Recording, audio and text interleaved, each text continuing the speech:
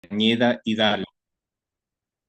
Ella es presidenta electa de Nanda Internacional, es doctora en enfermería de la Universidad de Alicante en España, es enfermera quirúrgica en el Hospital Universitario de Tokio, Japón, miembro del Consejo Regional de América Latina de Sigma Nursing, profesora de tiempo completo en la Facultad de Enfermería de Tampico de la Universidad de Tamaulipas, profesora certificada por el Consejo Mexicano de Certificación de Enfermería, autora y revisora de artículos científicos y una amplia trayectoria en lo que es la generación de conocimiento científico en enfermería.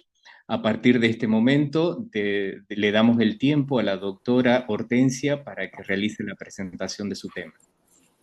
Pues muchas gracias, buenos días a todos. Agradezco mucho las palabras de bienvenida de la maestra Medina y del maestro Iriarte. Pues es para mí un gusto estar con ustedes y poder compartir con los estudiantes y de esta manera remota aprovechar las ventajas que nos brinda la era digital que estamos viviendo. Y bueno, será un gusto compartir con ustedes. Efectivamente, como ha dicho la maestra Medina, tenemos que, digamos, hablar desde un principio acerca de lo que es el proceso de enfermería para que todos estemos en la misma sintonía. Y efectivamente, les felicito mucho por la organización de este seminario, no solamente por su carácter internacional, sino por la intención de que los estudiantes y los graduados de su área, por lo pronto de su área geográfica, trabajen arduamente a través del proceso de enfermería. Agradezco mucho a Carolina Condori que haya hecho este enlace para poder trabajar con ustedes. Y bueno, sin mayor preámbulo, voy a empezar a compartir mi ventanita para poder hablar de este tema. Recordar que cuando nosotros hablamos de proceso de enfermería estamos hablando de ciencia pura. Entonces es importante que no lo perdamos de vista. Desde el 77, la Organización Mundial de la Salud ha definido al proceso de enfermería o proceso de atención de enfermería o como ustedes le quieran llamar, como un sistema de intervenciones propios de enfermería sobre la salud de los individuos, las familias, las comunidades o todos ellos. Cuando de pronto yo escucho hablar de proceso de enfermería y de planes de cuidado estandarizados, me preocupa que la gente considere que el cuidado se puede estandarizar. Y eso no es así. Cada sujeto tiene necesidades y requerimientos propios. Lo que sí podemos estandarizar es la calidad del cuidado. Lo que sí podemos estandarizar son las medidas de seguridad con las que brindamos el cuidado enfermero. Sí podemos estandarizar nuestras estrategias de pensamiento en función de lo que estamos viendo para poder abordar las necesidades de salud del paciente dentro de su familia, dentro de una comunidad. Entonces, siempre es el sujeto por sí solo. También me preocupa cuando las personas quieren diagnósticos enfermeros de comunidad. La comunidad es posible que en algunas cosas se conforme como una masa, como un grupo, y se comporte como tal, pero en cuestiones de salud casi siempre van a ser aspectos individuales. Entonces ya en la taxonomía de diagnósticos de Nanda Internacional tenemos cualquier cantidad de diagnósticos que se pueden aplicar a personas que están en la comunidad expresando una necesidad de salud, manifestándolo a través de una respuesta humana que podemos diagnosticar a través del proceso de enfermería. Bueno, pues déjenme ver de dónde avanzo, aquí mero. Es importante también que recordemos que actualmente el proceso de enfermería tiene 5 etapas, que ustedes seguramente las saben de memoria mucho mejor que yo. Y es hablar de la valoración, de establecer un diagnóstico o de diagnosticar, eso es como tendríamos que llamarlo. Los médicos diagnostican, los psicólogos diagnostican, los psiquiatras diagnostican, los nutriólogos diagnostican, las enfermeras diagnosticamos. Y luego, una vez que tenemos el diagnóstico, pues planeamos nuestro cuidado, lo llevamos a cabo en la etapa de la ejecución y lo evaluamos. Esto no significa que vamos cerrando una etapa y no podemos volver a la etapa anterior, sino que reiniciamos el proceso. También es importante que sepamos todos que el proceso sí es una forma dinámica y sistematizada para brindar cuidado. Y es el centro de la temática del trabajo de enfermería, ya que a través del proceso de enfermería se promueve el cuidado humanístico, cuidado humanizado del que tanto se habla y del que no queremos que solamente parezca que con eso se hace más famosa Watson, sino que es una realidad que realmente podemos nosotros considerar que se brinda cuidado humanizado cuando estamos empleando esta herramienta metodológica para cuidar a nuestros pacientes. También cuando nosotros hablamos de proceso de enfermería, esto implica que está impulsando cotidianamente a las enfermeras a valorar nuevamente al paciente, a la persona que están valorando, pero asimismo están valorando lo que hacen y además pueden plantearse cómo hacerlo mejor. Es decir, el proceso de enfermería no se centra exclusivamente en atender las necesidades de una persona, sino que involucra a la profesión de enfermería como un todo. De tal manera que recordaremos que estas etapas tienen un orden lógico, pero no tendríamos que considerar que una etapa es más importante que otra. No podemos llegar a una etapa sin la previa y no podemos continuar si no hay una siguiente. De tal manera que en cada una de las etapas tenemos muchas cosas que hacer, muchas cosas que explorar y explorar también dentro de nuestro propio pensamiento. Además, hay opiniones que sí mencionan que el proceso de enfermería es una herramienta cotidiana. Sin embargo, a veces se nos olvida que tenemos que registrar lo que estamos haciendo. No basta con hacerlo, no basta con planearlo, no basta con ejecutarlo, hay que registrarlo. Lo que no está escrito es como si no se hubiera hecho. Y si no está escrito, nosotros podemos entender cuando alguien lee las notas de enfermería o nuestros registros y que nos digan, esto no se hizo, esto no se hizo, esto no se hizo. Y ustedes dirán, sí, sí, lo hice, pero si no está anotado, no existe. Y eso inclusive se puede convertir en un aspecto legal, penal, que no está bien que nos suceda en virtud de que sí lo estamos haciendo. Bueno, ahora regístralo. Por ello también es importante pugnar porque los gobiernos de los países puedan armarse de estas herramientas digitales que implican las bases de datos de los lenguajes estandarizados y ponerlos al servicio de los expedientes electrónicos en todas las instituciones de salud, para que las enfermeras no tengan que estar escribiendo por horas, sino que puedan digitalmente hacer sus propios registros de enfermería y que no tengan que estar perdiendo tiempo en aspectos administrativos cuando el tiempo más valioso del profesional de enfermería está centrado en el cuidado del paciente. Aquí es importante que demos este pequeño repaso. Yo estoy segura que todos ustedes dominan esto, sin embargo, no está de más. Valorar al paciente implica que recogemos, recolectamos y examinamos datos que pueden ser objetivos y subjetivos del paciente. También recolectamos datos a lo mejor en forma secundaria de la familia que lo trajo, de los amigos que lo encontraron, del ambulante que lo recogió en la calle después del accidente. De todos ellos podemos obtener datos y también puede ser de fuente primaria, que es el paciente, o de fuentes secundarias, inclusive del expediente. También recuerden que es muy importante recolectar datos actuales y pasados, porque si una persona llega y nos dice que tiene una semana vomitando y nosotros pensamos que ha comido algo malo, que le cayó muy mal a su organismo, y el paciente dice, no, yo he comido lo mismo, pero hace una semana me quedé viudo o hace una semana me divorcié. Bueno, ahí tenemos otro factor que no tiene que ver con lo que comió, sino con el estado emocional del paciente, pero si no le preguntamos, difícilmente nos vamos a enterar. Una vez que hemos obtenido toda esta información, lo vamos a ver un poco más adelante más detalladamente. Cuando tenemos toda esta información, pues tratamos de agrupar datos, agrupar e identificar patrones para poder llegar a conducirnos a lo que sería un diagnóstico preciso. Necesitamos tener precisión en el diagnóstico. De otra suerte, vamos a estar diagnosticando cosas que el paciente no tiene y vamos a proponer intervenciones y objetivos por alcanzar que no le corresponden al paciente, y entonces nuestro plan de cuidados y nuestro esfuerzo será en vano en virtud de que no tuvimos un diagnóstico preciso. Por eso, cuando hacemos el diagnóstico, es que estamos identificando verdaderamente los problemas de salud que el paciente ha manifestado durante la valoración. El paciente, su familia, el expediente, el ambulante, el que lo recibió en urgencias, quien sea que me está dando datos, ya estoy obteniendo información desde la valoración.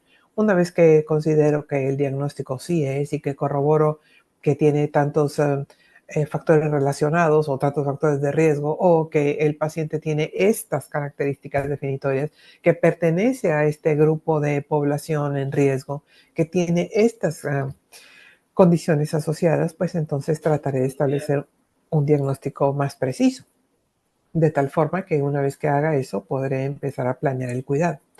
Y para planear el cuidado necesito determinar las prioridades que son inmediatas y también que podamos establecer cuáles son los objetivos, nuestros resultados que esperamos alcanzar, para poder con ello decir, bueno, quiero alcanzar estos objetivos, voy a determinar estas intervenciones y voy a elaborar mi plan de cuidados.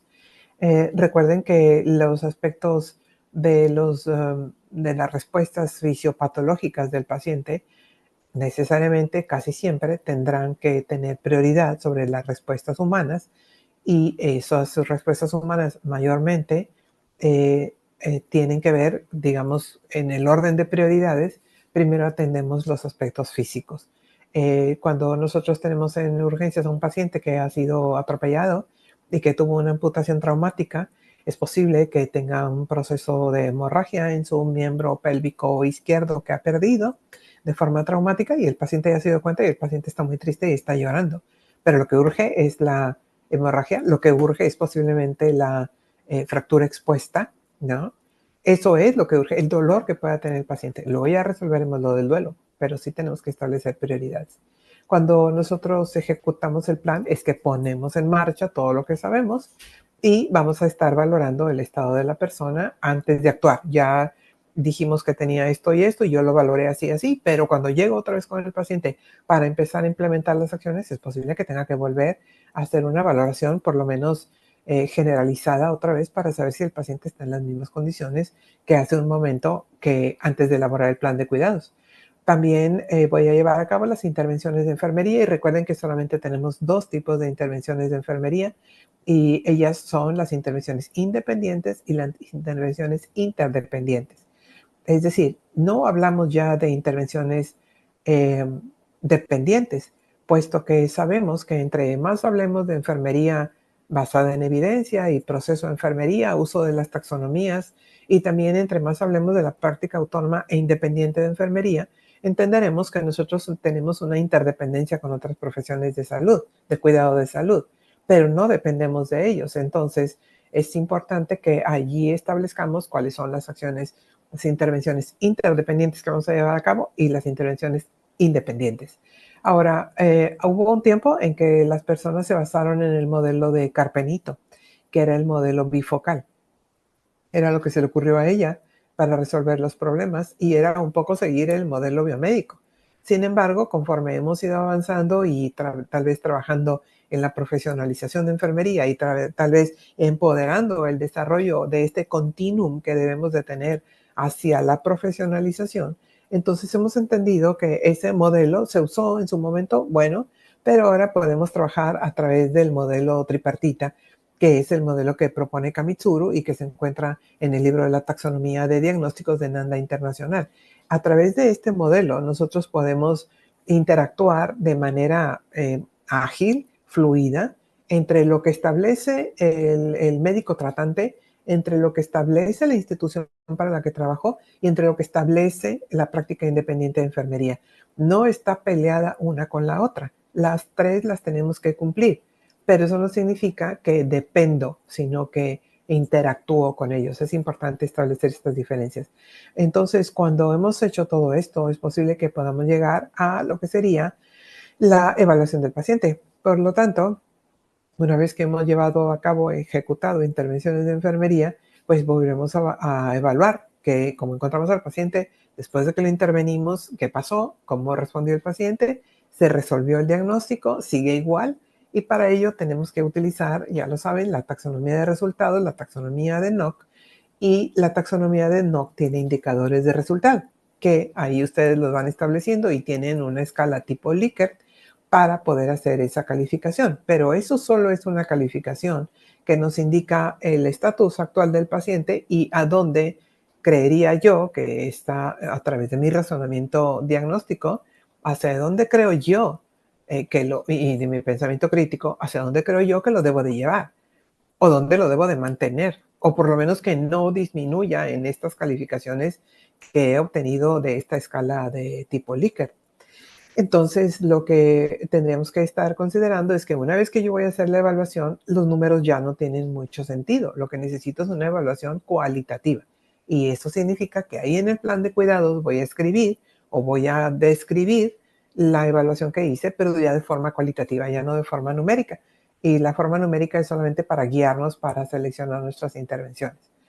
Aquí voy a hacer un poco más de énfasis en la etapa de valoración, puesto que hemos mencionado que se obtienen, se organizan, se validan y se registran de manera sistemática y continua los datos. Y eso significa tener información. La información es poder. Entre más información tenga yo de mi paciente, y no es que yo quiera saber cuánto gana, lo que necesito saber es si con lo que gana tiene un plan de alimentación adecuado. Yo no necesito saber cuál es su orientación sexual. Lo que necesito saber es que tenga prácticas seguras de sexo. Eso es lo que necesito saber. Entonces, cuidado cómo estamos recolectando la información, pero sí recordar que cuando estamos valorando, necesitamos pues identificar que el proceso de enfermería es un proceso continuo y la valoración también.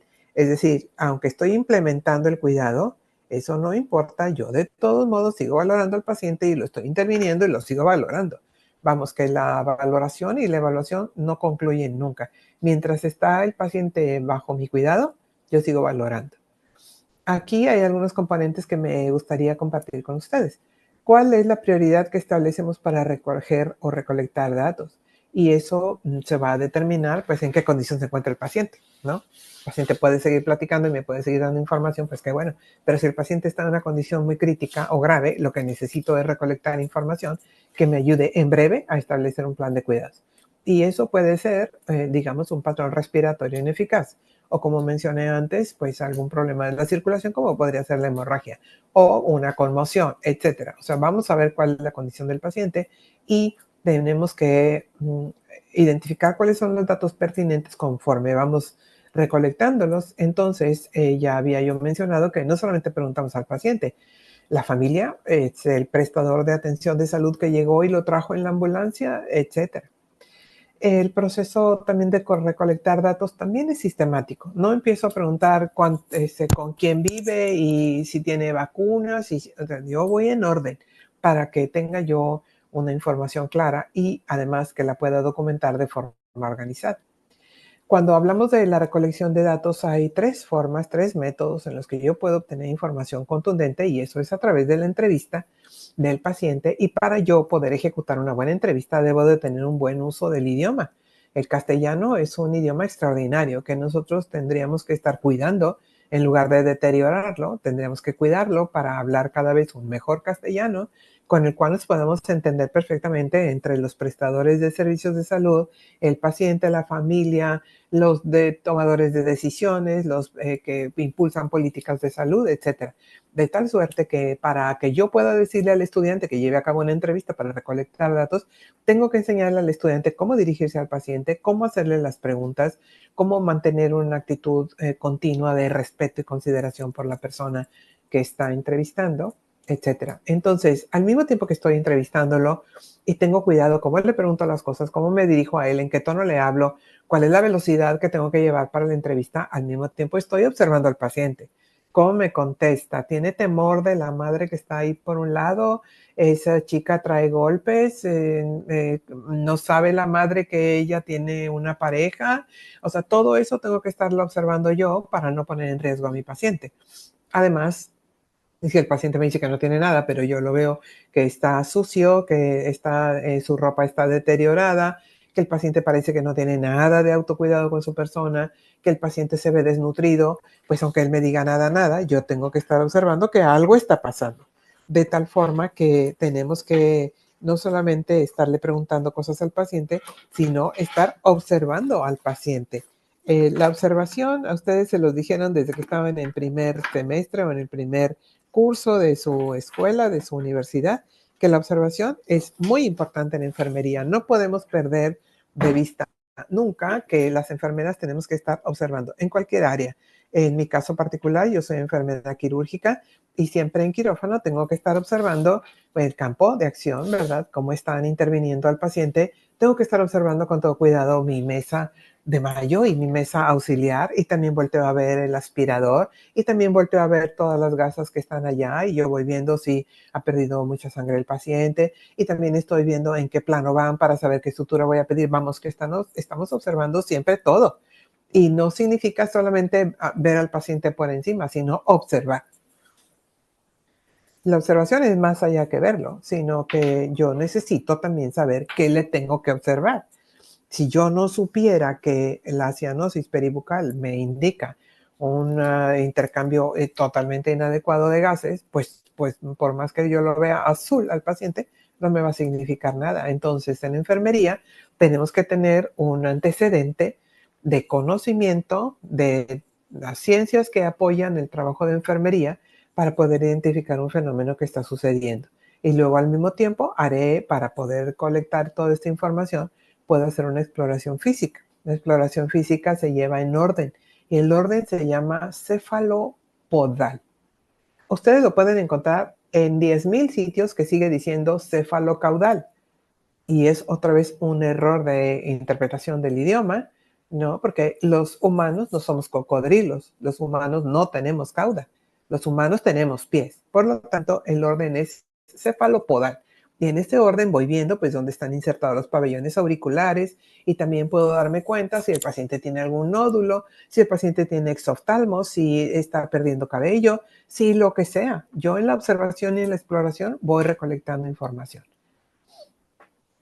Cuando hace un momento mencioné las habilidades que debe de tener una enfermera para poder establecer una relación de confianza durante la entrevista, para poder elaborar preguntas. Hay que tener cuidado cómo se elaboran las preguntas y además escuchar de verdad lo que el paciente me está diciendo y no estarlo interrumpiendo y no estarle poniendo ejemplos y no estarle diciendo, sí, a todos los pacientes les pasa lo mismo. No, señora, no llore, esto no es para tanto. O sea, no puedo estarle interrumpiendo. Lo que necesito es estarme informando. Por lo tanto, yo sí quiero desde el principio, cuando voy a valorar a un paciente, establecer una relación de ayuda positiva para el paciente y necesito hablar de forma adecuada con la persona. Y por ello hay estas pequeñas etapas, ¿no? En la que yo entro, hago una introducción, pues comienzo esta relación terapéutica, me presento, le explico cómo voy a trabajar con él y tal, y le doy importancia al paciente. Y luego el cuerpo de la entrevista significa que me enfoco en tener un diálogo sobre algunas áreas ya muy concretas que me lleven a obtener datos precisos que necesito yo para verdaderamente identificar la condición del paciente. Y luego para cerrar la entrevista, pues me preparo y voy preparando al paciente también para decirle que, bueno, de momento eso es todo lo que yo quisiera abordar y que voy a ir a preparar mi plan de cuidados y preparar algunas cosas para ponerlo en mejores condiciones y que volveré, ¿no? Y ahí ya no le digo, volveré y ahorita que venga, usted me va a decir cuántas cesáreas ha tenido. No, ahí le cierro. Tal vez cuando regrese ya le pueda preguntar eso. Eh, Aquí les traje algunos ejemplos de algunas preguntas que tendríamos que hacer durante la valoración. Generalmente hay preguntas abiertas en las que podemos obtener una descripción general del paciente. Y pues, ¿está casado? Sí, no. Entonces, ¿qué condición tiene o qué estatus? Pues soy viudo. Bueno. O sea, sí, no, eso es más o menos en las respuestas abiertas. Luego hay respuestas cerradas en las que básicamente decimos cuál es su fecha de menarca, cuál fue la fecha de su última regla, cuál es su fecha del último parto. O sea, preguntas así bien establecidas, ¿no? ¿Cuántos años tiene? ¿Dónde nació? ¿Cuántos hijos tiene? No sé. O sea, cosas que nos vayan a decir esto y punto. No hay manera de buscarle salida a una pregunta así.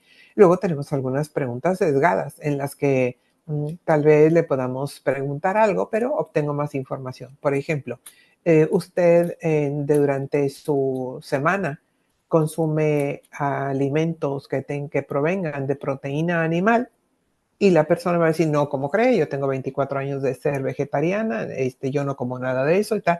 Bueno, ya me dijo no solamente que no come carne, sino que además me dijo lo que come. Luego hay preguntas guiadas en las que yo quiero una respuesta en particular, ¿verdad? ¿Cuántos embarazos ha tenido? De los cuales, ¿cuántos fueron partos? ¿Cuántos fueron cesáreas? ¿Cuántos fueron abortos? ¿Cierto? Y el parto fue eutóxico, distóxico. Vamos, ahí voy guiándolo para que me conteste justo lo que preciso saber. Y luego hay algunas preguntas que son intencionadas. Y ahí tendríamos que tener cuidado, pero sí tenemos que saber estas preguntas y hacerlas. En el caso de un paciente que me dice que es Gesta 5, ¿verdad? Y yo le pregunto si no le gustaría tener un método alternativo de prevención de embarazos, ella o su esposo, ¿verdad? O sea, ya lo pongo a pensar en que los ya 5 hijos son muchos, ¿verdad? Cuando hago la exploración física, el profesional de enfermería tendrá que tener una verdadera definición en cuanto al problema de salud que el paciente ha presentado o lo que nos ha dicho. Y también estar poniendo mucha atención en cuáles de las respuestas que él me está dando serán susceptibles a mis intervenciones. Habrá cosas que yo no puedo hacer. Por ejemplo, si él me va a decir el paciente que su indicación de inyectarse insulina es de tanto, pues yo no se la voy a poder modificar. Solamente le puedo preguntar, ¿usted sabe la técnica? ¿Cómo se la aplica? ¿Quién le enseñó? ¿Dónde se ha aplicado? Enséñeme la zona para ver que no esté maltratada la zona de inyección de la insulina, etcétera. O sea, esto sí puedo hacerlo, pero no modificarle su dosis. Entonces, ¿cuáles de sus respuestas me ayudan a hablar para planear mis intervenciones y cuáles de sus respuestas me están dando información que yo tenga que consultar después con el resto del equipo de salud? Luego, también hay que establecer datos muy básicos para evaluar la eficacia de mis intervenciones, ¿verdad? O sea, si yo llego y pongo al paciente en una posición semi-Fowler y le acomodo el respaldo de la cama y le pongo puntas nasales y le subo sus piernitas y ya lo acomodé y tal, le puedo preguntar si ya se siente que respira mejor, ¿verdad? Es decir, ¿esto está funcionando o no está funcionando? Si de todos modos el paciente me dice estoy igual, tendría que buscar ya otras alternativas. Y además también cuando el paciente lo estoy explorando, puedo ir comprobando algunos datos subjetivos que me ha dicho y también puedo ir viendo, ¿verdad?, algunas interacciones que el paciente pueda tener con el personal de salud. Luego hay una cosa que se llama diagnóstico, otra etapa. La etapa del diagnóstico es una función intelectual compleja en el cerebro de las enfermeras y requiere que tengamos un juicio clínico sobre la respuesta que la persona o las personas están teniendo y además es una inferencia que yo voy a hacer sobre el estado de salud del paciente negativo. Uy, ahí se fue una E, es una O. Y como enfermera yo soy la responsable de diagnosticar y tratar esas respuestas humanas. Lo identificó Roy desde la década del 70, el siglo pasado, en el que considera el diagnóstico es una etapa autónoma, pero muy importante dentro del proceso de enfermería. Si no hay un diagnóstico adecuado, el resto de las etapas no van a funcionar. El diagnóstico, según la NANDA Internacional, esta es la definición que aparecerá en el libro, en la edición 24-26, que ya va a salir, en la cual ustedes saben que yo traduzco para toda la Hispanoamérica, la América hispanoparlante, y que en el caso de los invitados al seminario que ustedes tienen, el doctor Rodolfo Arévalo del Perú es uno de los revisores de la semántica de la taxonomía. Esta taxonomía, y no es porque nosotros estemos en NANDA Internacional, pero es la taxonomía más completa. Ustedes saben que hay otras taxonomías de diagnósticos, por ejemplo, la de la CIPE, del Consejo Internacional de Enfermeras. Sin embargo, la de la CIPE no es tan completa como lo es la taxonomía de NANDA Internacional. Por eso no se trata de luchar cuál me cae mejor. Se trata de usar la que tenga más evidencia allí documentada en el texto y que me ayude a mí en el trabajo. Por lo tanto, el diagnóstico de enfermería se trata de la respuesta humana que está teniendo alguien a una condición de salud que le está pasando o a un proceso vital que esté viviendo. Enviudó, empezó a menstruar, dejó de menstruar, se fueron los hijos, está ya clasificado como adulto mayor, tiene pérdida del equilibrio. Vamos, aquí hay situaciones que van pasando a lo largo de la vida y que tenemos que identificar, porque pues qué tal que la persona es susceptible a tal respuesta, ¿verdad? Y con ello tendremos que estar haciendo nuestro diagnóstico. Por lo tanto, recordemos siempre que el diagnóstico tiene que ser la base más importante para identificar qué intervenciones de enfermería voy a usar para lograr los resultados que yo quiero alcanzar, no para mí, pero para mejorar la condición del paciente. Pero esos resultados tengo que acordarme que son sensibles a la práctica de enfermería. Vamos, esos resultados no van a suceder si yo no ejecuto las intervenciones. Los componentes del diagnóstico enfermero, están al revés aquí, pero bueno, disculpen. El problema es el primero y es el componente integral de todos los diagnósticos que están enfocados en el problema y son las circunstancias, los hechos o las influencias que están pasando a la persona. Luego, la etiología es lo que refleja una alteración de la estabilidad del estado de salud de la persona, qué le pasó, por qué le pasó, y las pistas, ¿verdad?, que son los signos y síntomas, que es observable y que vamos agrupándolo como manifestación de un diagnóstico. Entonces, no sé por qué aquí esto está al revés, pero bueno, ya saben que es el formato PES, Primero vemos cuál es el problema, luego cuál es la etiología y cuáles son los signos y síntomas. Eso es como tiene que estar acomodado. Y bueno, los tipos de diagnóstico hoy en día es focalizado o enfocado en el problema, de riesgo, de promoción de la salud o de bienestar y de síndrome. El diagnóstico que está focalizado en el problema habla de un juicio clínico que está relacionado a una respuesta humana no deseada, ¿verdad? A una afectación de la salud de la persona o a un proceso vital. Cuando hablamos del del diagnóstico de riesgo, nos estamos refiriendo a un juicio clínico acerca de la vulnerabilidad de esa persona a una respuesta humana no deseada que está teniendo por una afectación de salud o un proceso vital. El diagnóstico de promoción de la salud o de bienestar es un juicio clínico en relación con la motivación y el deseo de una persona de aumentar el bienestar en su vida, en su calidad de vida. Y los tipos de diagnóstico de síndrome que cada vez estaremos teniendo menos en la taxonomía, es un juicio clínico que se relaciona con un conjunto de diagnósticos enfermeros que son específicos y que aparecen de forma conjunta. Por eso podemos diagnosticar un diagnóstico de síndrome. El estado de los diagnósticos, estos eran los tipos de los diagnósticos, no se les pase, es distinto. Se los voy a recordar. El focalizado en el problema es un tipo de diagnóstico de riesgo, de promoción de la salud y de síndrome. Pero ahora iremos a los estados del diagnóstico. ¿Se acuerdan que un tiempo antes la gente decía el diagnóstico es un diagnóstico real? Bueno, eso ya no existe. Ahora, los estados de los diagnósticos tendrían que ser enfocados en el problema con potencial de mejora y con potencial de deterioro. Entonces, los diagnósticos de riesgo, por ejemplo, serán aquellos que tengan potencial de deterioro. Los diagnósticos de bienestar o de promoción de la salud es posible que tengan un potencial de mejora. Y todos aquellos diagnósticos focalizados o enfocados en el problema corresponderán a este estado del diagnóstico. En la taxonomía, ahora cuando ustedes la tengan en sus manos, y les ruego que compren las originales, siempre es muy vergonzoso saber que las enfermeras compran o sacan fotocopias o compran libros pirata, pues eso no debe de suceder. Tenemos que cuidar el prestigio y la imagen profesional de enfermería. Y las enfermeras profesionales no sacamos copias de libros. Hacemos un esfuerzo y compramos los libros. Eso no significa que a mí me va a quedar dinero porque ustedes compren o no compren el libro. Es importante que yo aclare esto. A mí no me queda nada si se vende 1 o 100,000 libros. Lo que sí me queda es que las enfermeras tenemos que seguir trabajando de manera profesional. Estos estados de los diagnósticos ahora van a venir la taxonomía en su presentación, digamos, en su imagen, tiene algunos datos agregados y ahí arriba ustedes también verán no solamente el tipo de diagnóstico que es, sino el estado del diagnóstico. Por eso es importante que estén esperando la taxonomía y en cuanto llegue a las librerías, la compren.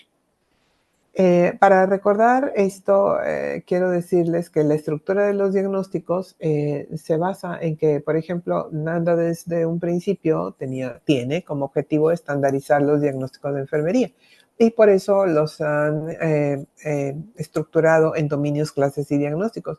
El dominio es la parte más alta del aspecto abstracto de la clasificación y con ello tratamos de dar unidad al significado de los diagnósticos que se van a agrupar en un solo dominio. Cada dominio se refiere a un área de funcionamiento y o comportamiento de las personas. La clase también es otro nivel de abstracción y esta identifica aspectos específicos dentro de un dominio, va a contener los diagnósticos que están definidos como este elemento principal y los diagnósticos se relacionan con estos conceptos. El diagnóstico es este juicio clínico que habíamos mencionado acerca de las respuestas de un individuo, de una familia, frente a un problema de salud o un proceso vital. Bueno, avanzamos, no solamente ya hemos avanzado en el aspecto de la etapa del diagnóstico, sino que ahora iremos a la planificación, en virtud de que esta se convierte en una fase sistemática y muy deliberativa del proceso de enfermería, que nos va a llevar a tomar decisiones y resolver problemas. No solamente se trata de tomar decisiones, ¿qué problema voy a resolver con esto? Por lo tanto, en la planificación, la enfermera va a consultar los datos de valoración del paciente, cuáles son los enunciados diagnósticos que ella considera que el paciente tiene para que me pueda orientar acerca de cuáles son los objetivos esperados, los resultados esperados que yo pretendo alcanzar para resolver los problemas del paciente, disminuir la gravedad o el riesgo de que aparezcan otros problemas y también encaminarnos, en su caso necesario, porque también nos va a suceder, encaminarnos a la muerte digna del paciente, a brindar cuidado de enfermería a través de un plan de cuidados, a través de intervenciones de enfermería que me lleven a alcanzar un estado de tranquilidad para el paciente para un buen morir. Es decir, no a todos los voy a salvar. Eso es importante que lo sepamos. Cuando hablamos de la ejecución, ya es implementar el plan de cuidados y ahí es donde voy a llevar a cabo todas las intervenciones y actividades que yo dije que iba a hacer, ¿no? En la planeación. Y que gracias a la taxonomía de NIC se puede clasificar y enlazarla con otros resultados. Entonces, con los resultados de la taxonomía de NOC, que es la taxonomía de resultados. Entonces, como verán, la interrelación de las taxonomías siempre es importante y tenemos que tener los libros actualizados. Ojalá que todos los hospitales, insisto, quisieran tener sus bases de datos electrónicas para tener las taxonomías digitalizadas. No tienen que digitalizarlas ustedes porque aparte de eso es una piratería, pero sí que compren las bases de datos de estas tres taxonomías y que se pueda hacer la interrelación de las mismas en su expediente electrónico. Eso les ayudaría mucho a tener diagnósticos precisos y también les ayudaría muchísimo a tener registros y notas de enfermería adecuados, oportunos, suficientes, legibles y sin perder tanto tiempo. O sea, creo que no deben de perder de vista esto. Cuando hablamos de la ejecución, recordaremos que la ejecución del plan de cuidados conlleva la preparación de lo que vamos a hacer, nuestra intervención y por último, documentar lo que hicimos. Cuando estamos hablando de la ejecución, pues se exige que se continúen, digamos, este orden de las actividades. Revisamos las intervenciones de enfermería, hacemos el análisis de lo que sabemos y de qué habilidades tenemos para llevar a cabo nuestras intervenciones. Reconocemos cuáles serían aquellas complicaciones potenciales frente a la actividad que yo voy a ejecutar. Proporciono los recursos necesarios para ejecutar las intervenciones y preparo el entorno de manera adecuada para poderlas llevar a cabo. En la intervención voy a reforzar las cualidades que yo tenga como enfermera y también cuáles son las cualidades del cliente, cuáles son sus problemas y sus relaciones con los demás. Luego, en esta parte de la ejecución, no se me debe de olvidar la documentación. La ejecución de intervenciones de enfermería tendrá que ir seguida de una documentación completa, exacta, de los acontecimientos y no dejarlo para después, porque muchas enfermeras dicen, bueno, ahorita que termine el turno lo anoto, o ahorita que me vaya lo anoto, y qué tal que se les olvida. Entonces es importante anotar todo. Hablemos de la evaluación. La evaluación consiste en realizar esta valoración física exhaustiva teniendo como motivo saber si alcanzamos los objetivos planeados, ¿verdad? Los resultados esperados y planteados, y ahí ya se llamarán resultados alcanzados o resultados logrados. Y todos estos deben de ser sensibles a la práctica de enfermería. ¿Dónde planteamos estos objetivos, estos resultados? Pues en la etapa de la planeación.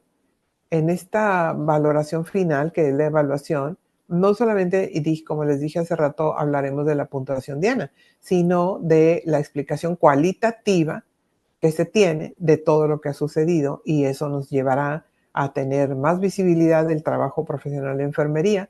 Una evaluación cualitativa hablará del dominio de la enfermera sobre el conocimiento que tiene que tener sobre su objeto de estudio, que es el sujeto de cuidado, y también sobre la capacidad de expresar sus ideas de forma coherente y con base científica. Eso es lo que vamos a notar cuando vemos registros de enfermería bien elaborados.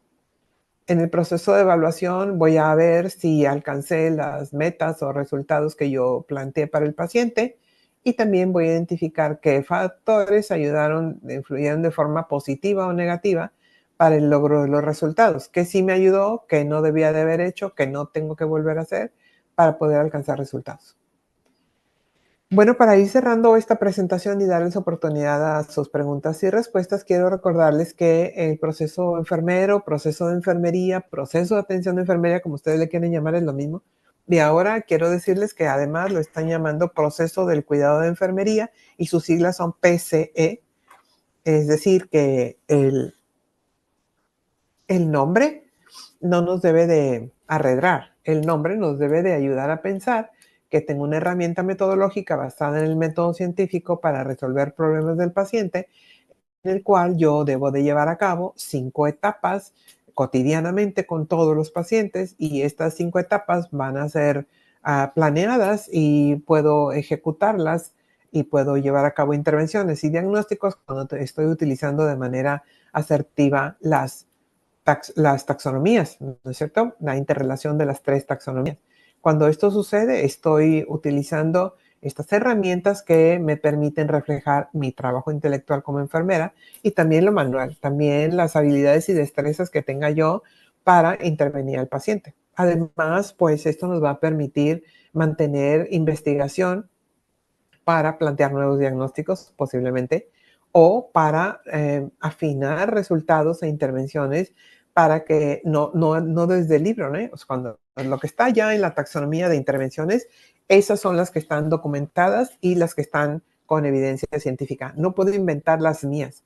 Si yo quiero agregar intervenciones o resultados o diagnósticos, hay un proceso científico, metodológico para hacerlo. No solamente agarro la taxonomía y digo, bueno, esto medio lo hago así y yo lo voy a cambiar así porque aquí en mi país así le hacemos. No está bien. Eso no es correcto. Lo que está en los libros es lo que está con evidencia científica, que así es como tiene que funcionar. Si ustedes quieren proponer otras cosas, tendrán que tener evidencia científica suficiente para hacerlo. Y lo que hacemos es pues, aportarlas, ¿verdad?, a las taxonomías para ir mejorando nuestra práctica de enfermería y poder trabajar de forma conjunta, profesional, con bases científicas hacia la mejora del cuidado de nuestros pacientes. Bueno, esta es la última diapositiva, pero antes de cederles la palabra para, por si tienen preguntas, respuestas y tal, quisiera mencionar un detalle importante, y aquí es recordarles que hemos hablado de la valoración de enfermería, pero que ustedes se fijaron que no dije específicamente con qué. Podemos valorar a nuestros pacientes a través de 2 formas, y una de ellas es a través de los patrones funcionales que propuso Gordon y que de manera natural nos llevan a la taxonomía. Estos patrones funcionales, pues, son muy fáciles de comprender y se llama patrón porque funciona de determinada manera durante determinado tiempo. Cuando se altera el patrón, tenemos una necesidad de salud. Esa es una forma cotidiana, ágil, científica de valorar a un paciente, pero hay otras formas. Y las otras formas son las teorías de rango medio utilizadas como marcos de valoración para valorar al paciente que tenemos frente a nosotros. Y depende de cuál es digamos, mi conocimiento de la teoría de rango medio o mi idea, mi relación de ideas de este marco de valoración, este marco teórico como marco de valoración. ¿Cuáles son las preguntas que yo debo que son cómo tengo que observar los conceptos del metaparadigma de esa teoría de rango medio que voy a utilizar para valorar al paciente? Sí se puede, sí se hace, es muy bueno, pero primero tenemos que conocer la teoría, la tengo que conocer yo, la tengo que dominar yo, tengo que saber cómo la aplico en la práctica clínica. O sea, que las conozca nada más, está muy bien, pero ahora necesito saber cómo las puedo aplicar como una teoría de rango medio, aplicada a la práctica, no que se quede en el limbo acá de la academia y decimos muchas teorías y tal. Bueno, ¿qué significa la teoría? ¿Qué significan los 4 conceptos del metaparadigma de esa teoría? ¿Cómo están relacionados entre sí? ¿Eso qué me significa a mí cuando tengo al paciente delante de mí? ¿Cómo lo voy a valorar? Además, ¿qué teoría voy a utilizar? ¿Cuál? Pues el paciente resulta que quiere dejar de fumar. Bueno, pues me encantaría abordarlo desde la teoría de Pender de promoción de la salud, ¿verdad? Pues resulta que el paciente enviudó y se cambió de ciudad y está agobiado. Tal vez pueda valorar al paciente a través de la teoría de Melis, que es la teoría de las transiciones.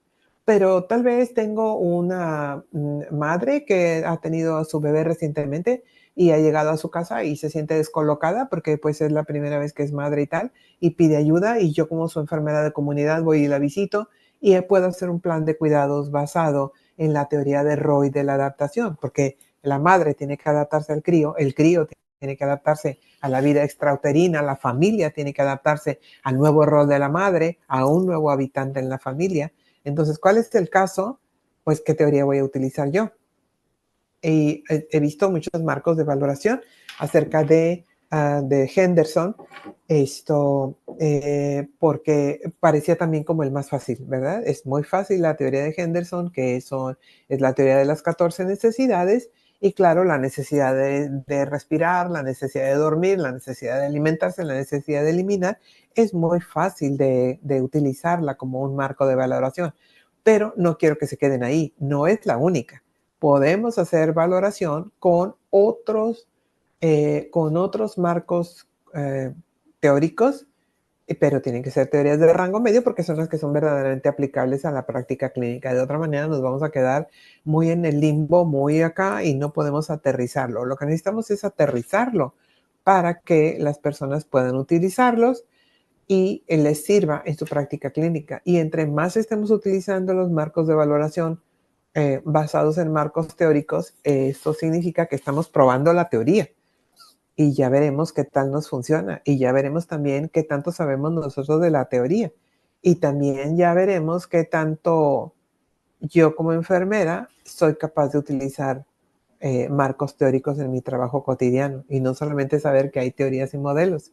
Bueno, felicidades, y luego, pues los tengo que aplicar. Si son teorías de rango medio, las tengo que aplicar en mi práctica cotidiana. Entonces, por ello, mucho los invito a leer las teorías de rango medio, saber de qué se tratan, identificar sus 4 conceptos del metaparadigma, y que con ello vayan tomando una favorita. Hay personas que dicen, no, para mí Orem lo es todo y yo con el autocuidado me voy en todo. Bueno, muy bien. Pero también puede ser que alguien diga, no, pues yo depende de la condición del paciente o de lo que le esté pasando, pues es la teoría que voy a utilizar. Pero ¿cómo voy a saber cuál voy a utilizar si no las conozco? Y si no las puedo interpretar en su aplicación desde un marco teórico a un marco de valoración, a una evaluación del trabajo, una vez que ya lo he valorado a través de los elementos del metaparadigma de la teoría que yo utilicé, en este caso para valorar al paciente. Bueno, me alegra haber puntualizado este tema de los marcos de valoración, que son las teorías como marcos de valoración, son muy importantes, y me encanta que puedan ustedes seguir trabajando con este trabajo, y también que puedan ustedes haber obtenido algo de provecho de esta presentación esta mañana. Pues muchas gracias, y estoy a sus órdenes, maestro Iriarte, la maestra Medina, la maestra Condori. Si hay preguntas o si ustedes tienen alguna otra aportación que hacer, estoy a sus órdenes. Muchas gracias.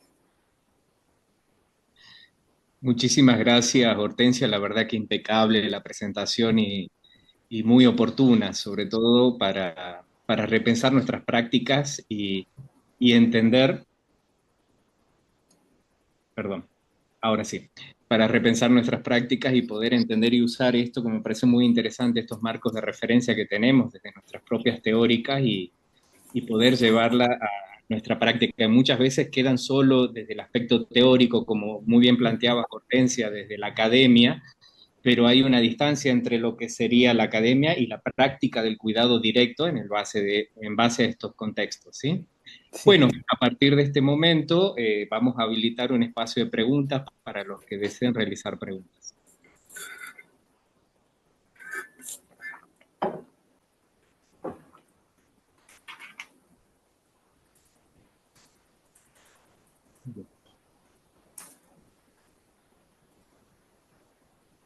Bien, Hortensia, mientras estamos a la espera de preguntas, a mí sí me parece muy interesante cómo planteaste los diagnósticos, la nueva mirada de cómo plantear los diagnósticos de enfermero. Nosotros tenemos, nuestros estudiantes plantean muchas dificultades a la hora de pensar en un diagnóstico enfermero comunitario. Cuesta dejar de lado el diagnóstico individual del sujeto y pensar ya en un diagnóstico más familiar, un diagnóstico comunitario. Quería saber si nos podrías dar algunas recomendaciones en relación a cómo encarar los diagnósticos desde una mirada comunitaria mucho más integral. Pues gracias, maestro. Pues siempre nos vamos a enfrentar al sujeto como persona, como individuo, porque todos en la familia pueden querer seguir comiendo alimentos procesados y ultraprocesados, pero él quiere tener una dieta mejor. Entonces, él está frente a su familia, ¿verdad? De tal manera que no podríamos decir un diagnóstico comunitario, sino que siempre es el sujeto solo. Es decir, como individuos vamos, si viene la pelota y nos pega a tres, a cada quien nos va a doler distinto. Si hay una inundación, ¿no es cierto? Pues cada casa va a responder distinto, cada familia va a responder distinto. Entonces, desde la comunidad, lo que tenemos que observar es efectivamente estar buscando mucho el asunto de la promoción de la salud a través de identificar qué diagnósticos puedan promover la salud y también algunos diagnósticos de riesgo que puedan deteriorar la condición de la comunidad. Pero para trabajar en comunidad, sí podemos, digamos, que vengan todas las adolescentes de la secundaria y con todas ellas podemos trabajar un plan de cuidados que tenga que ver con digamos, su higiene personal, la práctica de sexo seguro, pero primero hay que educarlos, etcétera. Pero también cada chica va a responder de una forma distinta. Entonces, recordarles que el sujeto como ente siempre está como individuo. Eh, les he puesto el ejemplo en clase, mi clase es cuidado paliativo. Y les he puesto como ejemplo siempre que la persona que está en su proceso de etapa terminal, en el proceso de morir, está ahí solo. Puede que haya 10 en la habitación y todos lo quieren y todos lloran y todos están sufriendo. Porque el que se está muriendo es ese. Y es como el trabajo de parto. Cada uno tenemos que trabajar nuestro propio duelo. Cada uno tenemos que pujar el duelo para afuera. En el trabajo de parto y sobre todo en las comunidades hispanas es impresionante que la chica está adentro en labor de parto, pero afuera del hospital hay 10 de la familia, todos quieren ayudar a pujar, pero aunque ellos 10 pujen juntos, ella no va a hacer nada si no puja a ella. Es lo mismo en los diagnósticos de comunidad. Llegan ustedes a una casa y el abuelito es el único diabético que padece diabetes y todos los demás no, entonces comen lo que quieren y el pobrecito dicen, tú no, tú no, tú no, tú no. Bueno, sí, pero él es el que está sufriendo, digamos, las tentaciones, ¿no? De tal manera que ahí lo que se tiene que trabajar siempre tiene que ver con identificar que el sujeto sigue siendo único en esa comunidad y que tendremos que trabajar, todo tiene que ver en la comunidad con la educación y la promoción de la salud. Pero también allí pues sería fabuloso que pudiera trabajarse, digamos, con eh, la teoría de la enfermería transcultural, ¿verdad? La teoría de Leininger, porque allí vamos a trabajar una parte muy importante. ¿Qué es lo que no tengo que modificarle a la persona? Si tiene esa práctica, pues si la persona dice, me duele el estómago y tomo té de manzanilla, muy bien, siga tomando té de manzanilla. Pero si dice, está en trabajo de parto y le he dado un té de comino, muy mal, porque el té de comino lo único que va a ser aumentar el peristaltismo del intestino, la paciente va a creer que son contracciones, va a pujar muchísimo, no hay contracciones y cuando llega el verdadero momento de parto está exhausta. Entonces, eso, ¿qué tendría que ser? Desde el marco de contextual de la teoría de la transculturalidad de Leninger, dice, si quiere tomarte de manzanillas, te lo dejo. Si quiere tomarte de comino, la educo y le digo que eso va a afectar su salud. Y si además cuando nace el crío le pone un fajero que no deja ni respirar al pobre crío y le pone una moneda sucia en el ombligo, pues se lo prohíbo totalmente, ¿no? Entonces hay tres formas de abordar a la comunidad desde la perspectiva de Leininger. Ah, muy bien, sí, como no, usted puede seguir haciendo eso. Oiga, no, esto no lo puede hacer por esto, por esto. Oiga, no, esto tiene prohibido hacerlo, ¿verdad? Pero desde el salón, cuando se habla de la teoría de Leininger, siempre parece fácil de explicarlo. Cuando uno va a la comunidad y en la comunidad dicen, pues nosotros así le hacemos, pues nosotros así le queremos seguir haciendo, pues ya entonces ya tenemos un brete muy grande en el que implica, ¿verdad? Que cómo voy a entrevistar a las personas, lo que dije ahora hace un momento cuando estoy valorando, cómo voy a dirigir a ellas, con qué forma, ¿verdad? ¿Le tengo que hablar a ella o le tengo que hablar al responsable de la comunidad? Acá en México hay comunidades de menonitas, que creo que también los hay en Argentina, los Amish, La señora no habla directamente con la enfermera. La señora le dice al esposo, el esposo le dice al intérprete y el intérprete le dice a la enfermera. Y luego viene de regreso, ¿no? Entonces, pues, ¿qué pregunta le voy a hacer a la señora para que no esté toda avergonzada delante del marido y del intérprete? ¿Verdad? Hay que tener mucho cuidado con ello, pero sí es por eso que los marcos teóricos como marcos de valoración se vuelven tan importantes y se vuelven tan interesantes, pero hay que estudiarlos, hay que comprenderlos. Me abruma verdaderamente ver profesores que vienen y explican la teoría. Bueno, ya entendimos de qué se trata la teoría. ¿Y ahora? Porque ya me la explicaste, pero ¿cómo la voy a aplicar en la realidad? Frente al paciente, ¿yo qué voy a hacer con la teoría? También este paciente que es un paciente que padece de diabetes y que todos comen alimentos procesados y ultraprocesados y él no, pues también podría valorarlo a él solito desde la perspectiva teórica de Pender y decirle cuáles son los beneficios que usted encuentra de seguir una buena dieta, cuáles son los obstáculos que usted considera que no le permiten tener una buena dieta y llevar a cabo su ejercicio. Y una vez que identifico todo eso, puedo tener un plan con él y además ir con la familia y decir, pues su abuelito identifica que el primer obstáculo para tener una dieta adecuada es la dieta de la familia, ¿verdad? Entonces, es por ello que los marcos teóricos deben de ser comprendidos por el docente hay que saberlos explicar, además, y por si fuera poco, explicarlos como marcos de valoración para identificar un problema, una necesidad que está manifestándose en una respuesta humana y que yo como enfermera la puedo diagnosticar después de hacer un juicio clínico, utilizar mi pensamiento crítico e ir al razonamiento diagnóstico para decir, el paciente en la comunidad tiene impotencia porque él nada más come lo que le sirve, ¿no? Ese es su diagnóstico.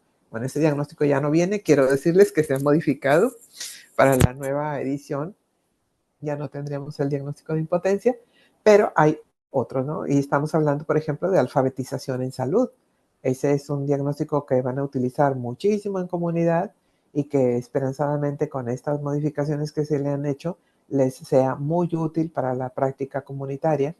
Y de todas estas teorías que les he mencionado, pues parece que no, pero casi todas las podemos utilizar en comunidad. Por ejemplo, durante la pandemia, el marco teórico de Nightingale, que es la teoría del entorno, hubiera sido magnífica. Todos estábamos en riesgo, ¿verdad? De que necesitábamos aire puro, agua limpia, cuartos ventilados, el sol, buena comida, fortaleza inmunológica. Pues si hubiéramos aplicado esa teoría para todo el mundo, creo que nos hubiera ido mejor con la pandemia. Entonces, pero resulta que a ella desarrolló ese marco en un hospital, ¿verdad? Pero si yo lo llevo este mismo marco al hospital, pues me resulta igual. Al paciente hay que seguirle lavando las manos. Y yo me tengo que lavar las manos entre un paciente y otro. Y además en la habitación del paciente sí tiene que estar bien ventilada. Y al paciente, pues sí le tiene que identificar que hay luz afuera, luz del sol, para que esté ubicado en tiempo. ¿Verdad? Ustedes saben que el paciente de terapia intensiva le pasa mucho esto, ¿no? Señor, ¿qué día es? No sé. ¿Y qué hora es? Pues quién sabe, aquí están puras luces y yo no sé si allá afuera es de día o es de noche. Entonces, como verán, el marco teórico surgió en un hospital, pero nos sirve en comunidad tremendamente. Sirve en ambos lados, ¿no? Entonces, las teorías de rango medio son tan generosas que en, nos sirven en cualquier ámbito donde las vamos a utilizar como marcos de valoración. Hay una pregunta, maestro, ¿verdad? La pregunta es la siguiente.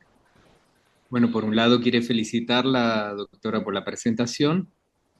Recomendación, profesor.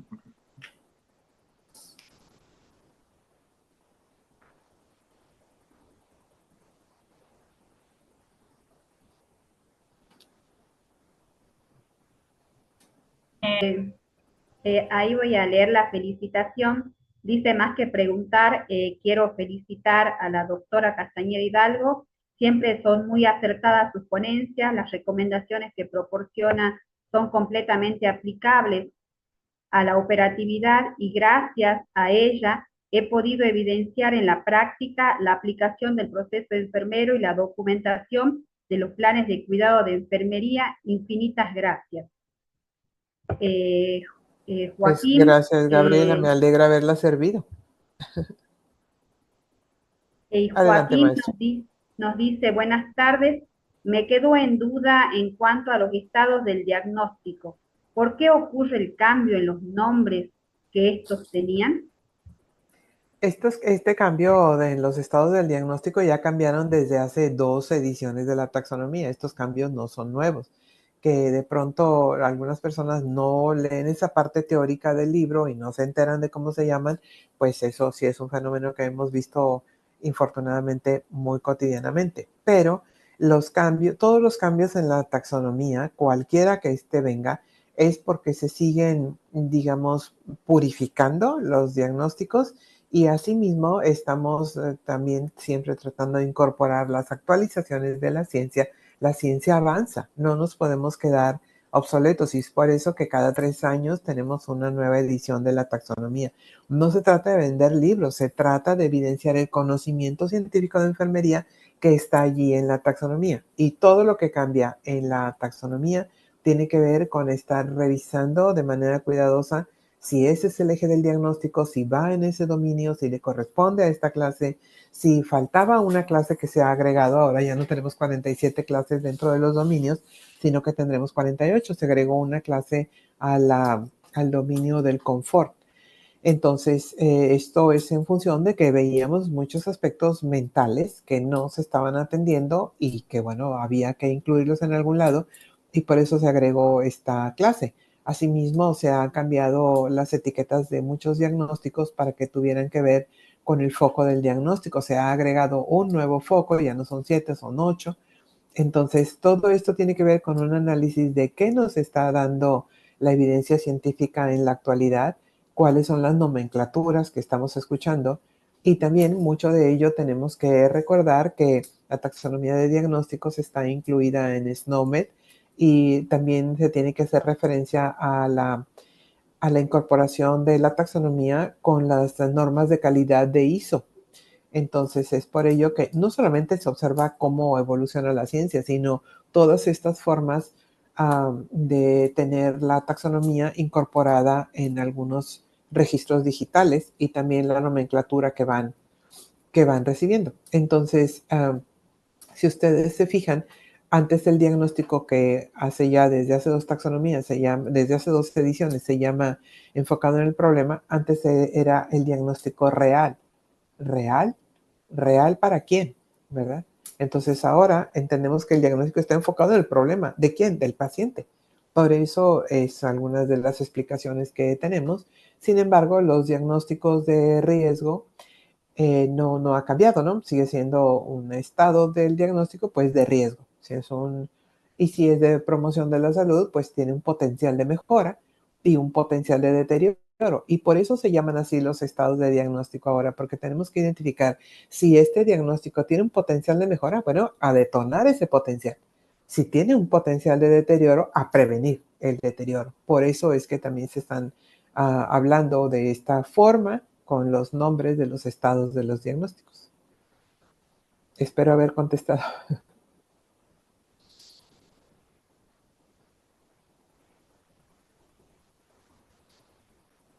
Doctora Hortensia, buenos días.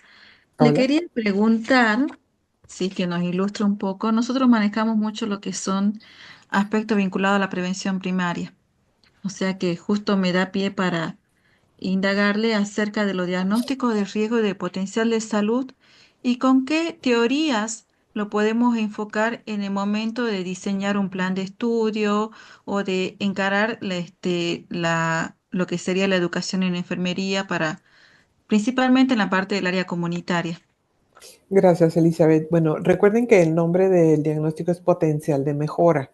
Es decir, si lo tenemos ahí al paciente, tiene determinado diagnóstico y este puede mejorar o deteriorarse o seguir enfocado en el problema. Entonces hablamos de un estado de diagnóstico con potencial de mejora.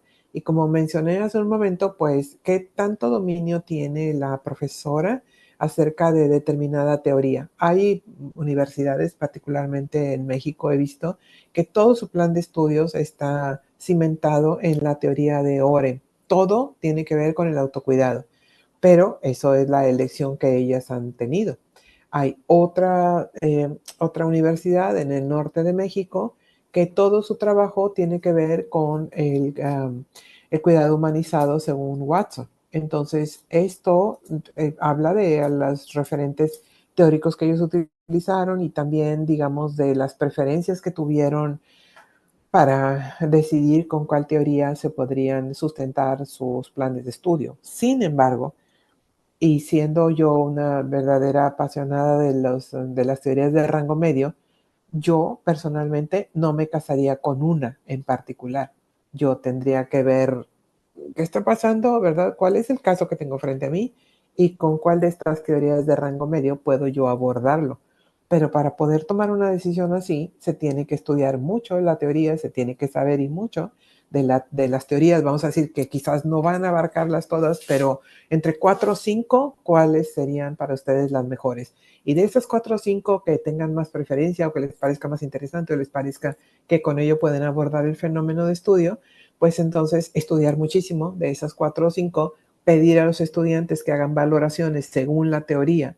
En esta semana van a valorar según Orem, la siguiente según Pender, la siguiente según Melis, y ustedes van a ver que tanto los alumnos y también el profesor, la profesora, van teniendo dominio sobre ello. Y un buen día puede que digan, bueno, pues de todo esto que hemos trabajado, yo me sentí más cómoda, pude hacerlo mucho mejor, pude valorar al paciente con más precisión e identificar cuáles eran sus problemas, sus necesidades humanas, según la teoría de Pender, porque yo todo lo que quiero es que el paciente valore su salud, que la cuide, que se esmere y tal. Entonces, no les diría cuál, pero sí les diría, bueno, dentro de cuáles son sus favoritas, estudiarlas mucho, buscar artículos científicos que hablen de casos clínicos atendidos de pacientes según la perspectiva teórica que ustedes estén buscando. Antier vino una alumna y particularmente me dijo que ella había escogido la teoría de Henderson para valorar a un paciente, pero que ella no tenía instrumento. Y yo pensé, bueno, no, y se lo dije, no necesariamente tenemos que tener un instrumento. Usted puede ir viendo cuáles son los conceptos del metaparadigma según Henderson y en base a esos conceptos hacer todas las preguntas acerca de las 14 necesidades que propuso Henderson. Le dije, pero vamos a hacer una búsqueda rápida. Y en 2 minutos le descargué como 15 artículos de casos clínicos atendidos según la teoría de Henderson. Entonces, para que ustedes puedan establecer y decir, oye, pues acá en la asignatura de enfermería comunitaria, ¿qué tal que tenemos esta pequeña biblioteca de referencias bibliográficas de casos atendidos a través de la teoría de Henderson, la teoría de Melis, la teoría de Pender, la teoría de Orem, la teoría de Nightingale? Vamos a tener al menos 10 artículos de cada una de estas teorías para saber cómo fueron valorando esos pacientes y qué fue lo que fueron preguntando y demás. Y aquí quiero hacer una pequeña acotación para recordarles que las guías de valoración que están en la internet y que son gratuitas son muy buenas y debe de llegar un día en el que la expertise de la enfermera que está valorando al paciente sea tal que no necesite un instrumento de valoración, que solo con estar viendo al paciente y recordar la teoría le empiece a obtener información y ella vaya haciendo sus propias relaciones de ideas, porque me es abrumador que siempre tiene que llegar alguien con una hojita. A ver, ¿y tu pensamiento? Alguien ya vino aquí a decirme que también pueden valorar pacientes a través del chat GPT. Dije, pues no lo dudo, pero ¿y tu pensamiento? ¿Y tu razonamiento crítico, tu pensamiento clínico? Si no nutres de la información adecuada al chat GPT, te va a dar cualquier cosa menos lo que quieres saber. Y es artificial, pero no es inteligencia, porque la inteligencia proviene del cerebro que está nutriendo esa herramienta artificial. Entonces, no estoy denigrándola ni mucho menos, pero hay que saber usarla. Pero lo que sí creo es que nunca se va a quedar de lado el pensamiento crítico de enfermería, el razonamiento diagnóstico, y con ello, por eso insisto, ¿verdad? Ustedes me pueden preguntar y yo tengo como 5 o 6 favoritas de teorías de rango medio y me encantan y me apasionan y leo sobre ellas porque me gustan mucho. Y ya ahora mismo que me trajeron un paciente, yo diría, pues con esta teoría lo puedo valorar. pero eso va a depender también de, pues, de los profesores, de lo que puedan leer y puedan ir teniendo como esta pequeña biblioteca para que los chicos puedan ir obteniendo información acerca de con qué teoría podrían valorar a su paciente y cuál sería la más útil dentro de la asignatura de enfermería comunitaria. Espero haber respondido su pregunta, maestra Elisa. Totalmente, Hortensia. Realmente suele ser que nos casamos con algunas teorías y nos cuesta salir de ese esquema mental. Sí. Entonces, realmente es ese uno de los motivos por los cuales se generaron este tipo de seminarios, que también es una manera de interactuar y ver cómo se maneja una cuestión tan crítica que es el juicio de cuidado de enfermeros, ¿sí? Y que es lo que todos los docentes estamos motivados para inculcar, generar, fortalecer, promover y que no tengamos que depender de un manualcito en el bolsillo, sino que Claro. tengamos toda esa capacidad de interactuar estos conocimientos Ujú. y realmente nos ha dado un ejemplo impresionante de cómo se puede manejar este aspecto. Muchas Muchas gracias. gracias. Gracias. El doctor Arevalo. Sí, doctor Hortensia, qué bueno verla por aquí nuevamente.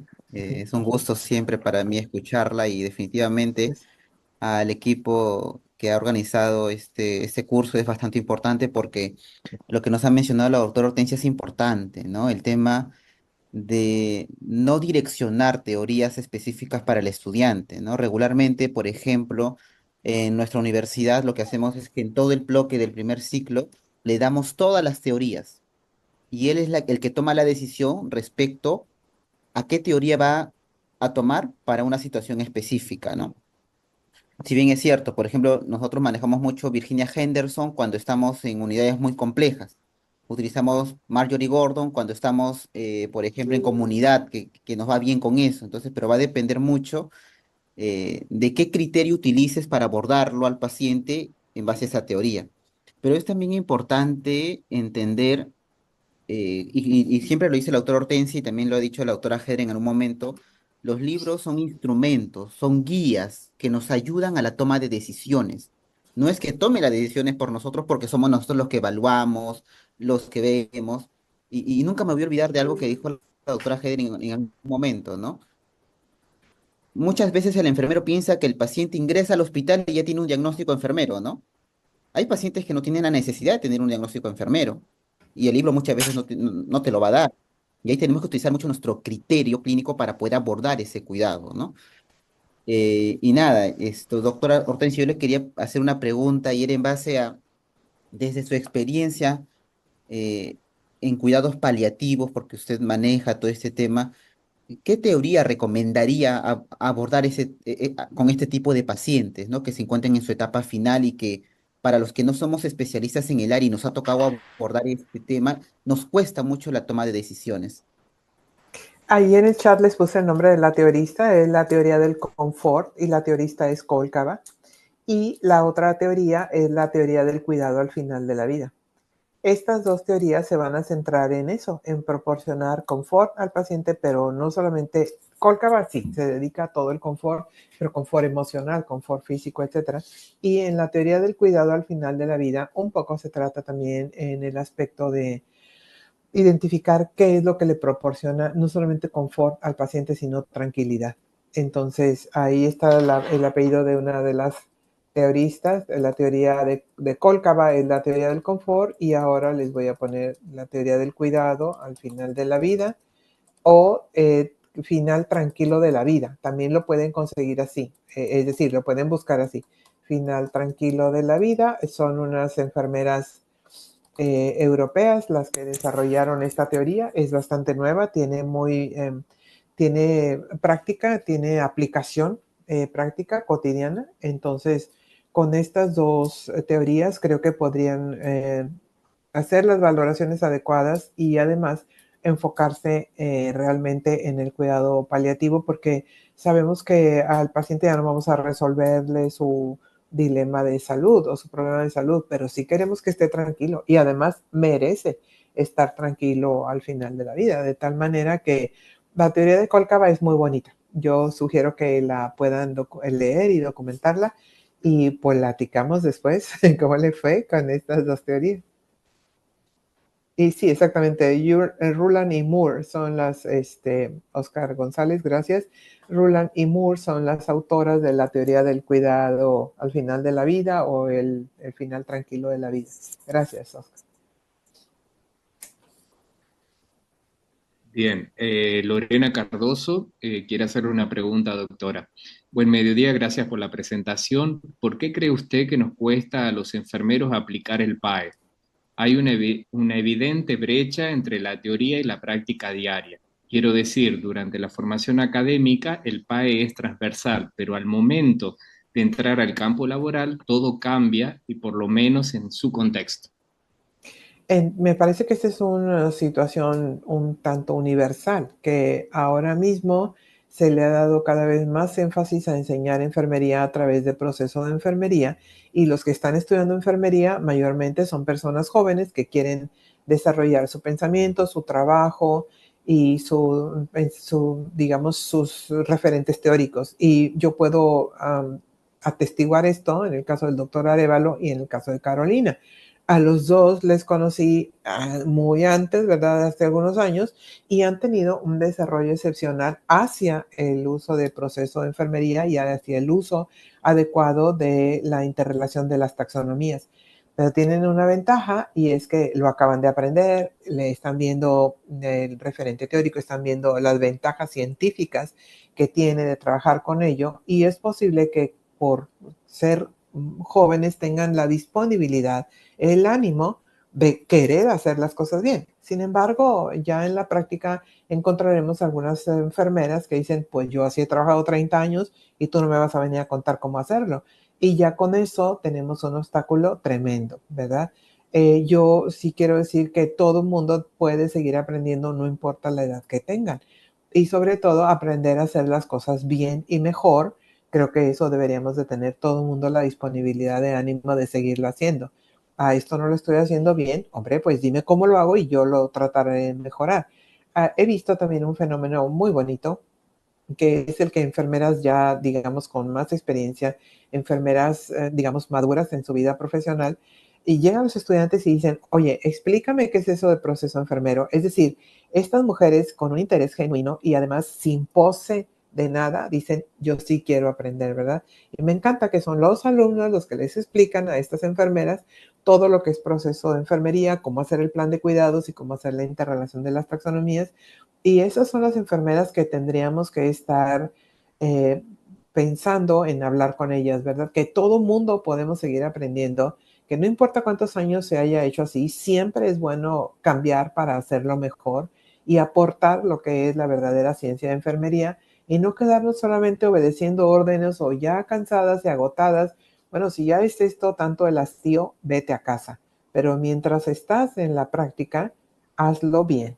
Y creo que además los tomadores de decisiones, los políticos, no han entendido la importancia de tener la práctica de enfermería respaldada en cuanto a número de enfermeras trabajando, en cuanto a salarios dignos para las enfermeras y en cuanto a respetar el índice de enfermera paciente. Se vuelve complicado tratar de implementar un proceso de atención de enfermería, un plan de cuidados con cada paciente si me dejas 15 pacientes en el turno. Se vuelve complejo. Entonces, por eso también las enfermeras tendremos que estar más unidas para hablar con los tomadores de decisiones, explicar cómo un inadecuado índice de enfermera paciente puede llevar a la omisión de cuidados. Y la omisión de cuidados es muy posible que lleve a la cuasi falla, al evento adverso y ojalá que nunca al evento centinela. Y todo se debe a que se omiten cuidados y se omiten porque hay un inadecuado índice de enfermera paciente. Y si tengo ese inadecuado índice de enfermera paciente, difícilmente me voy a querer poner a explicar y hacer mi plan de cuidados y valorar al paciente y explicarle y entrevistarlo como debería de suceder si tuviera el índice adecuado de pacientes por atender. Entonces hay que hacer fuerza, hay que mostrar músculo con los tomadores de decisiones para que entiendan y asuman que el cuidado enfermero es lo, digamos que el 80% de la mejoría de la condición de salud de la población entera. Toda la Argentina y todo México y todo el Perú estarían de otra manera distinta si las enfermeras fuéramos valoradas como debemos, si tuviéramos los salarios dignos que debemos y si fueran respetadas si fueran respetados los índices de enfermera-paciente para poder dedicarnos a qué cosa, a cuidar al paciente. Y ya cuando tuviéramos ese tiempo y esa oportunidad, es posible que tuviéramos más personas con disponibilidad de ánimo para entender que el proceso de enfermería, y eso es algo que también me preocupa mucho, que los alumnos o las enfermeras en el hospital dicen, ¿cómo quiere su proceso, jefa? A ver, no es mi proceso, es el proceso. Y no es como lo quiera yo, es como es.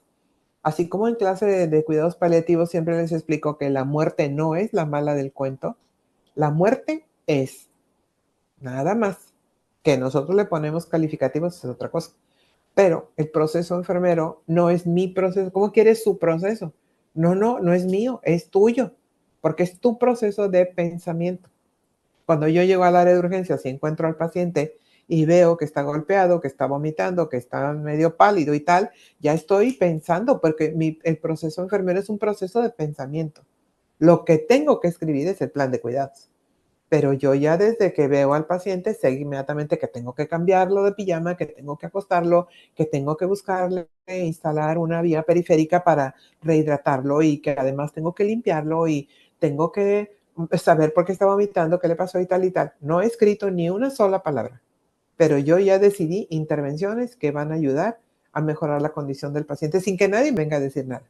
No estoy esperando que el médico adscrito me venga a decir, cámbielo de pijama, límpiele la carita, acuéstelo, póngale un catéter periférico. Nadie me ha dicho nada, lo estoy haciendo yo, porque esas son mis intervenciones. Claro, habrá que ver cuál es el marco legal para las intervenciones de enfermería en cada país, ¿verdad? Hay países que las enfermeras tienen una práctica independiente fabulosa, magnífica, como deberíamos de tenerla en todo el mundo. Y hay otros países que nos restringen algunas cosas, ¿verdad? En México, la enfermera puede recetar analgésicos, pero no que entre más alto suben la escalera analgésica, ya no, opioides y opiáceos no podemos, ¿no? La enfermera puede administrar medicamentos de todo tipo, siempre y cuando cuente con una receta. La enfermera puede esto, puede el otro, pero ese es el marco legal de mi país. Habrá que ver cuál es el marco legal de los demás países, pero sí tendríamos que estar buscando cada vez más un índice adecuado de enfermera-paciente que me permita inclusive ir a la educación continua, a la capacitación in situ. Si estoy viendo ahí que la enfermera está atendiendo al paciente, pero no lo está, ¿qué tiene el paciente? No sé. Como no sabes, está vomitando, ¿cierto? Tú ya tienes que estar pensando en algo. Entonces, ahí capacitación in situ para poderles enseñar a valorar al paciente. Eso solo va a suceder cuando tengamos índices adecuados de asignación de pacientes. Pero por lo pronto no hay que cejar en el intento. Aunque en la práctica digan, no, es muy difícil, yo no puedo hacer tu proceso. Bueno, no lo hagas, piénsalo, el proceso, ¿verdad? Te puedo enseñar una forma de algoritmos que tampoco son recetas de cocina, ¿verdad? Pero sí hay algoritmos que me ayudan a decir, primero haces esto y luego esto, y así es como te funcionará mejor. Pero sí se tiene que tener disposición de ánimo. Ojalá que todas las enfermeras que son maduras, experimentadas, no caigan en el error que nos habla la teoría de Benner, que es del novato experto, porque dice que el experto se cree tan experto que se equivoca, ¿verdad? O sea, ya cuando el experto cree que se la sabe de todas, ahí sobreviene el error. Entonces, yo tengo una estrategia extraordinaria. Cuando alguien a mí me califica como la experta en esto, la experta en lo otro, yo siempre aclaro que yo solo soy experta en comer postre. Es a lo único a lo que me puedo llamar experta. De todo lo demás sigo aprendiendo y de todo lo demás sigo inclusive interactuando y la energía de otros, como en este caso ustedes, pues eso nos da más bríos para seguir haciendo cosas y seguir construyendo y seguir trabajando mucho por la enfermería, no solamente de mi país, sino en este caso de toda la enfermería hispanoamericana, latinoamericana, que cada vez espero ver más su presencia dentro de Nanda Internacional, porque mucho tenemos que decir y mucho tenemos para aportar, no solamente las norteamericanas o las europeas, las hispanas, las latinas, tenemos mucho que hacer en enfermería y sobre todo con este auge de enfermeros nobles que están destacando tanto y que se mueven hacia mejores proyectos con más intención y bien encaminados, pues creo que hay mucho trabajo que ya lo están haciendo el trabajo, ahora hay que aportarlo a estas organizaciones, como en este caso la Asociación de NANDA Internacional, no solamente estamos desarrollando diagnósticos, también queremos que haya investigación acerca de diagnósticos, acerca de validar diagnósticos, acerca de validar factores relacionados, características definitorias. La gente viene y me dice, oiga, doctora, este diagnóstico no tiene ningún factor relacionado.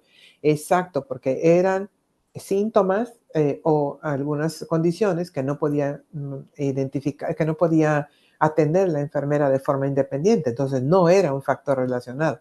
El factor relacionado siempre será algo que yo pueda atender de manera independiente. Como no es, lo hemos pasado a condiciones asociadas y se quedaron sin ningún factor relacionado. Justo ahí es donde viene la parte investigativa, la parte científica de, a través de enfermería basada en evidencia y de práctica basada en evidencia, documentar cuáles serían los factores relacionados que tienen que ir en ese diagnóstico y lo someten a la Dirección de Desarrollo de Diagnósticos de NANDA Internacional y pueden decir, hemos desarrollado esto y estos son los factores que deben de ir en este diagnóstico y aquí está todo lo que respalda científicamente lo que yo estoy diciendo.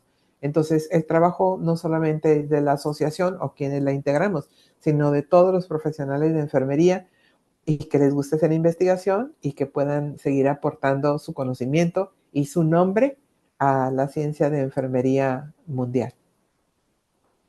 El maestro Oscar tiene la manita levantada.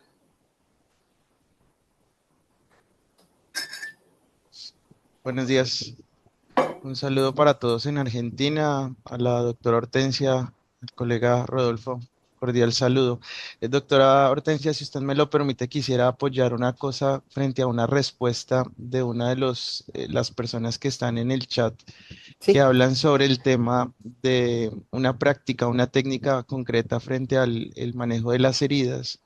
Si bien la NANDA Internacional lo que hace es establecer una taxonomía, una clasificación para esas respuestas humanas, no establece las intervenciones. Nosotros en ese juicio clínico que Rodolfo ahorita nos mencionaba, es a través de ese pensamiento crítico que logramos esas interacciones. Si bien hay personas que se han puesto en la tarea de hacer una articulación entre la taxonomía NANDA, NOC y NIC, pero a través de nuestro juicio clínico es que logramos eso. Estas prácticas o técnicas tan específicas, recuerden que las taxonomías establecen unas guías genéricas, porque es muy difícil decir, venga, para tal, hoy 8 de noviembre del 2024 tengo un paciente así, entonces esta es la intervención que usted va a ejecutar. No, no nos va a aparecer de esa manera.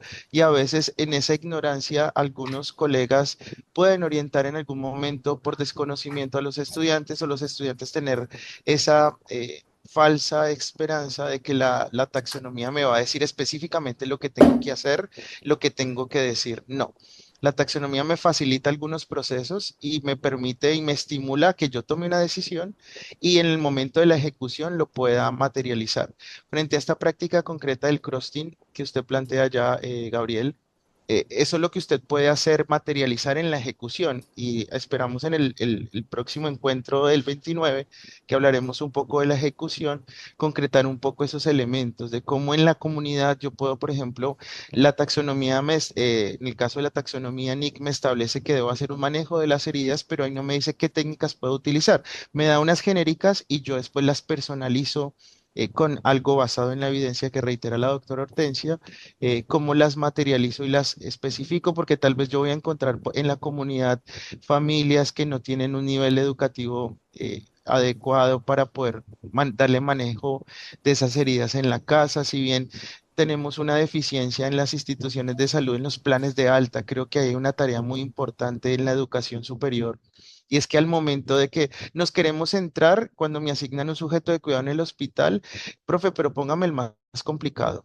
Yo quiero tener este paciente, pero venga, tengo el paciente que se vaya para su casa. No, ese ya está muy fácil porque él ya se le resolvió todo. No, al contrario. La doctora Hortensia hoy nos enfatizaba el tema de los enfoques que tiene los estados del diagnóstico y cómo quiero que esas situaciones que yo ya mitigué, cómo las prevengo que no se vuelvan a materializar y no se me convierta otra vez en un evento adverso que me reingrese el paciente en menos de tantas horas por el mismo motivo. Entonces ahí es donde yo utilizo en los planes de alta trabajar con esas respuestas humanas de promoción de la salud, donde yo hay una disposición del sujeto de cuidado para mejorar sus condiciones. Entonces creo que ahí está la clave de trabajarle a sus planes de alta, como trabajo en la comunidad, que es bien lo que los profesores quieren que a través de estos encuentros fortalezcamos. Entonces, importante tener en cuenta que este tipo de técnicas muy específicas que ustedes van encontrando y que van apareciendo en la literatura, no las van a encontrar en la taxonomía, porque la taxonomía FIEN da unas orientaciones genéricas y yo las personalizo y ahí está mi juicio clínico y eso es lo que nuestra tarea como profesores de acompañarlos a ustedes a que desarrollen ese juicio clínico que bien la doctora Hortensia hoy nos mencionó. Muchas gracias.